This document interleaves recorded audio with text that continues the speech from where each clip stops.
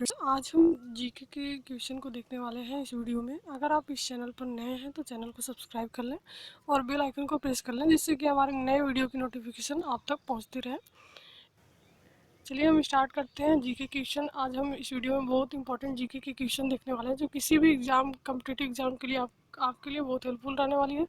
तो आप वीडियो को बिना स्किप किए इन तक ज़रूर देखिएगा, और अगर वीडियो अच्छा लगे तो लाइक कीजिए और अपने फ्रेंड्स के साथ शेयर कीजिए। चलिए हम स्टार्ट करते हैं।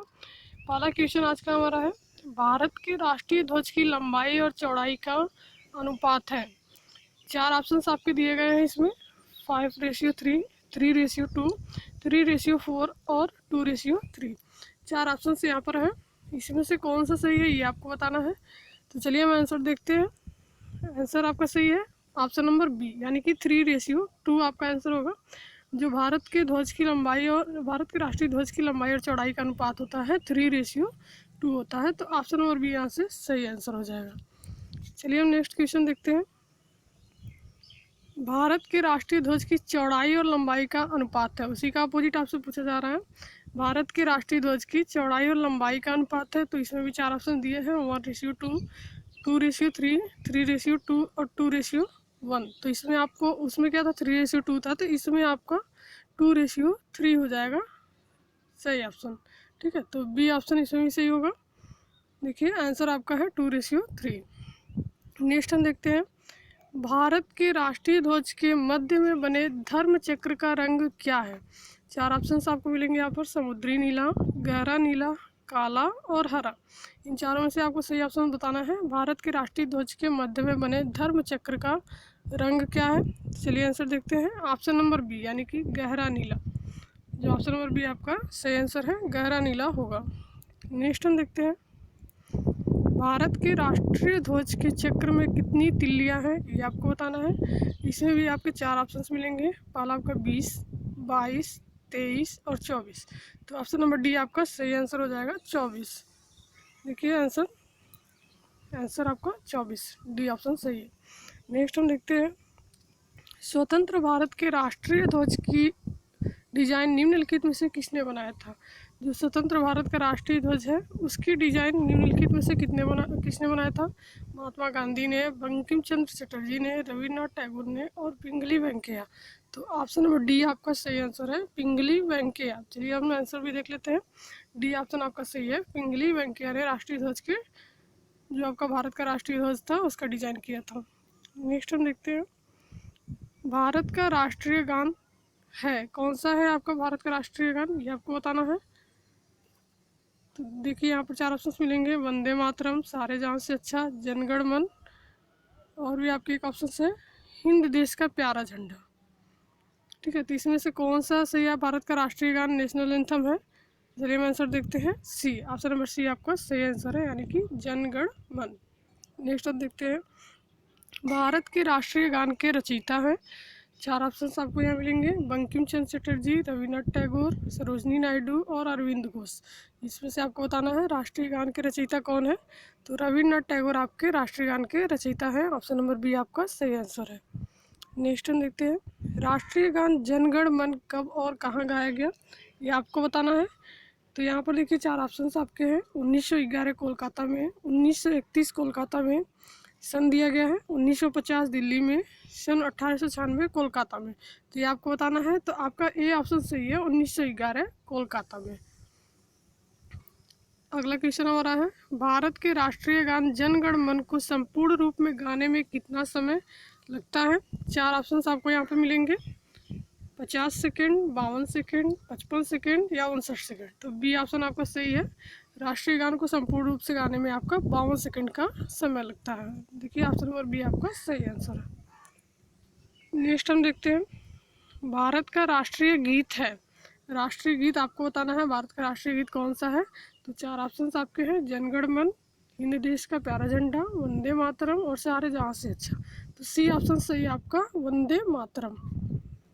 नेक्स्ट देखते हैं हम, भारत के राष्ट्रीय गीत के रचयिता कौन है ये आपको बताना है। यहाँ पर भी 4 ऑप्शन है, रविन्द्रनाथ टैगोर, बंकिम चंद्र चटर्जी, सर मोहम्मद इकबाल और सरोजनी नायडू। तो ये आपको बताना है। तो ऑप्शन नंबर बी आपका सही आंसर है, बंकिम चंद्र चटर्जी।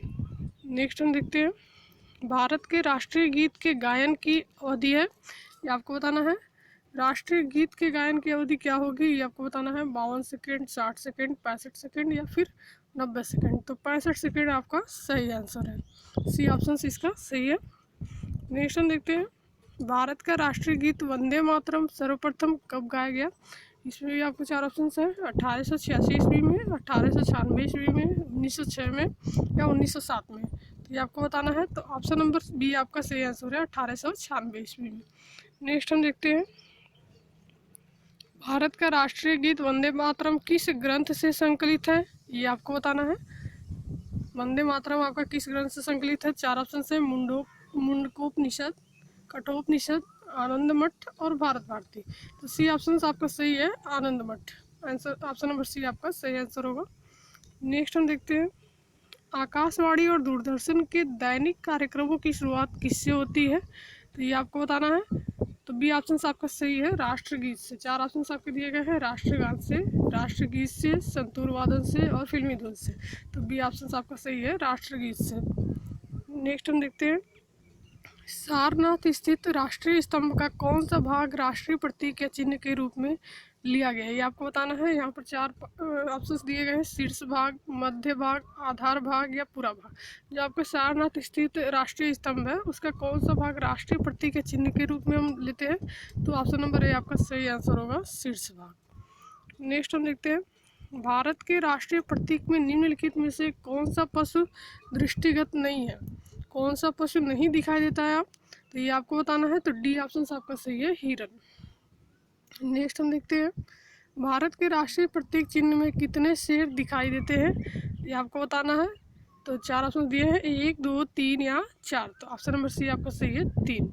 नेक्स्ट हम देखते हैं, भारत का राज्य चिन्ह अशोक महान द्वारा सारनाथ में स्थापित सिंह स्तंभ से लिया गया है। इस राज्य चिन्ह के मूल स्तंभ में कितने सिंह हैं, ये आपको बताना है। तो यहाँ पर आपके 4 ऑप्शन दिए गए हैं, 2, 3, 4 या 5। तो आपका सी ऑप्शन सही होगा, 4। नेक्स्ट देखते हैं हम, भारत के राष्ट्रीय संवत के रूप में किस संवत को मान्यता प्रदान की गई है।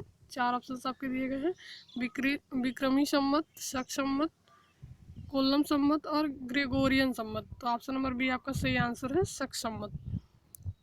नेक्स्ट देखते हैं हम, शक संवत पर आधारित राष्ट्रीय पंचांग प्रथम मास होता है। प्रथम मास आपको बताना है, शक संवत पर आधारित राष्ट्रीय पंचांग का प्रथम मास कौन सा होता है।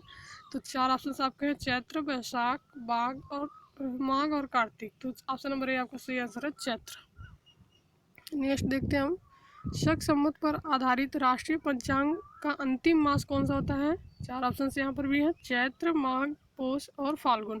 तो डी ऑप्शन सही है आपका, फाल्गुन।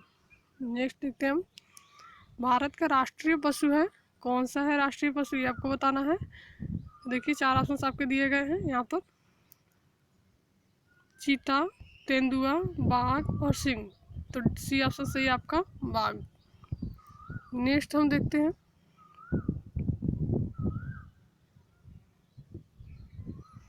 बाघ से पूर्व भारत का राष्ट्रीय पशु था, क्या था ये आपको बताना है। 4 ऑप्शन है, हिरण, नीलगाय, सिंह या फिर गैंडा। तो सी ऑप्शन सही है, बाघ से पूर्व आपका राष्ट्रीय पशु सिंह था। नेक्स्ट हम देखते हैं, भारत का राष्ट्रीय पक्षी है कौन सा है, मयूर, तोता, बाज या कबूतर। तो ये ऑप्शन सही आपका, राष्ट्रीय पक्षी भारत का मयूर है। लास्ट क्वेश्चन हम देखते हैं, मध्य प्रदेश राज्य के किस जिले में राष्ट्रीय पक्षी बहुतायत में मिलते हैं। मध्य प्रदेश बताना है जिसमें राष्ट्रीय पक्षी ज़्यादा मात्रा में मिलते हैं। तो मुरैना, भिंड, रीवा या सना में। तो ये ऑप्शन आपका सही है, मुरैना में। तो इस तरह से आपको जीके के क्वेश्चन मिलते रहेंगे। और अगर वीडियो अच्छा लगा हो तो लाइक एंड शेयर जरूर करें। Thanks for watching.